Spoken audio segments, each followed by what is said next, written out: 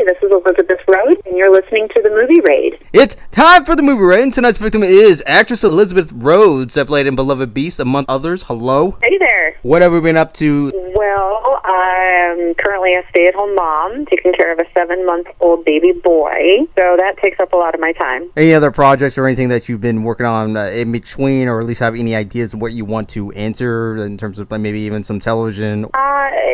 I always keep an eye on things, trying to look at like Zoom classes, online, virtual kind of things. I was able to take a really great improv workshop before all this happened, just to keep my skills akimbo and whatnot. But I try to keep tabs and keep good relationships with local folks and just kind of seeing what they have upcoming as well, and to see if I'm a good fit to keep a good relationship. Really, that's what it's about. I mean, if I don't do something every day, I'm not going to beat myself up about it.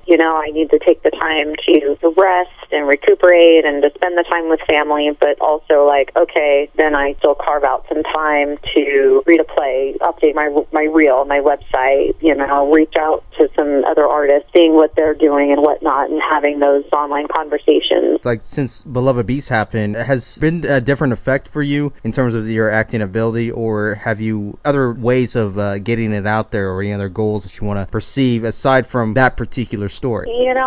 Having played a character like Sydney in Beloved Beast, I've also played a social worker in smaller short films. I like creating a background story with the character, okay, are they married, are they divorced, do they have student loans, what kind of house do they live in, just creating that, and then taking the character of Sydney and being okay, do I want to take a character like her and play her again, build it up again, play her in another project or something? Yeah, I think it could be. I think she may have some more of her own story to tell. The creative process approach of a character, is it really more effective or less effective for you specifically in the areas that you want to perform in? It is. I've worked on several horror films, darker films. I don't know if it's just a trendy thing up here in the Northwest or what. I myself don't particularly like horror films. I don't like being scared, but having worked on several, it's helped a little bit. Okay, I know it's make-believe, I know it's pretend, so I'm not as scared when I am seeing the film for the first time. Is it more about almost personal taste in terms of what kind of genre you want? Because like you mentioned, you weren't so hot in terms of what type of genre, even though you can perform in it, but as far as making it more believable to you, is it more problematic, or do you think you should just adjust to it so you can still get the work regardless? Try to make the adjustment. The character that played in Beloved Beast, she herself doesn't, to me, have anything horrific happen all the time, but personal preference, I try to see the drama behind it and the action behind it, the horror of that. How do you layer attraction and even an emotional moment? How do you divide between the layers of that and adding to it? Layers. That's a good one. To me, it's part of the preparation of separating what's written, what the director's looking for, if we are on the same page as well. Do you think the artist should actually shift or even adjust motivation of a character, or even make a new every project, or even just the character itself, or whatever it is that you are trying to go for or even assign to? Yes, absolutely. They should. If they want to take various character elements,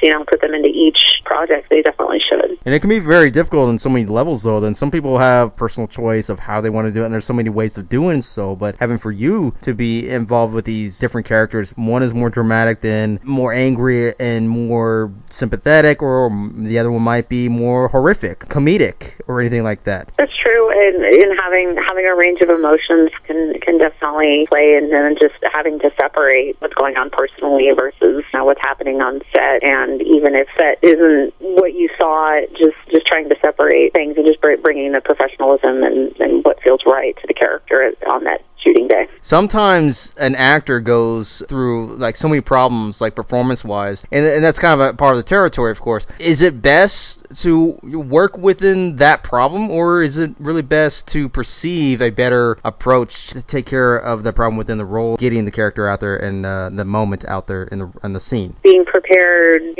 going through rehearsals and bringing all that you have, having the energy as soon as action is said, and then looking for tweaks or adjustments, what the director's looking for, what the DP's looking for. Just being open to trying different things, I've found, is a plus. They might have one vision, one take, and then another vision, another take. So being able to take direction and having an open mind helps a lot. Especially working with independent, do you think this is more effective for you, or do you think you need to kind of step up and still remain within this? But is this really the best place for everybody for the most part, now that things are going to significantly change in the next course of the months, effective in terms of restrictions that they couldn't do compared to the larger known studios? I'm not sure how it's going to affect, the independent productions. I mean, Beloved Beast has a very large cast, and a lot of locations were used. I've been on other local independent movies, typically don't have a crew above a dozen anyway. With new, rules and guidelines and whatnot, I don't think it's going to make too much difference. What I like about the independent films is the smaller crew, the intimacy feel. It's like family. There's nothing wrong with the bigger projects at all, but it's definitely going to change more for them, I think, than the independent market. Taking your role in Beloved Beast, do you take something to an extent, to a degree of an influence, or even use that for your other roles, or even for stage plays if you decide to? Bringing personal influence to the role in Beloved Beast. She's very independent and hardworking and stubborn. I myself am independent, hardworking, and stubborn. So I use definitely personal experiences for the character in Beloved Beast, and I just try to make her real. Somebody wants to be relatable, and then I would hope that comes across. Was this basically a project that you thought this was the most that you felt comfortable with, and the most the fact that something you've never really worked with, or is this something that you have worked with and something more easy to work with in terms of characterization? Jonathan Goldberg actually messaged me after seeing myself and another actor in the film, Jason Whitehead, who plays the fisherman. He and I worked on a short film together called Training Grounds, and I had been trying to get on Jonathan's radar for months, if not like a year or two. I had seen Tall Men, I had seen Still, his web series, and I liked the feel of his work. It seemed dark and quirky and kind of thriller-esque. And it's like, okay, this is something that I'd like to, bring myself to the table and be like, hey, I'm interested in something like this. So having him write the character of Sydney specifically for me, and it is a main character, it's like, okay, I've got big shoes to fill. He does have a following. How can I fit into the whole Holbrookian world and fulfill his vision? He's great. He's quirky, he's dark, he's twisted, he's lots of things, if you're into that kind of thing.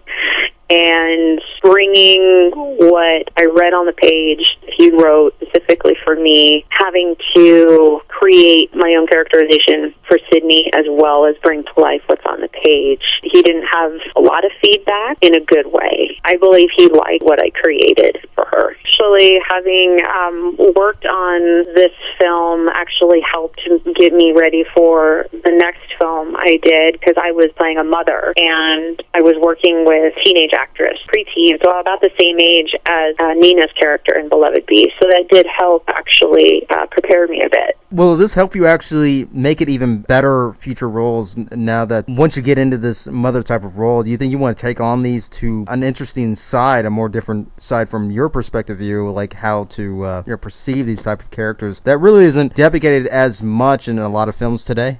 Yeah, I'm definitely game for that.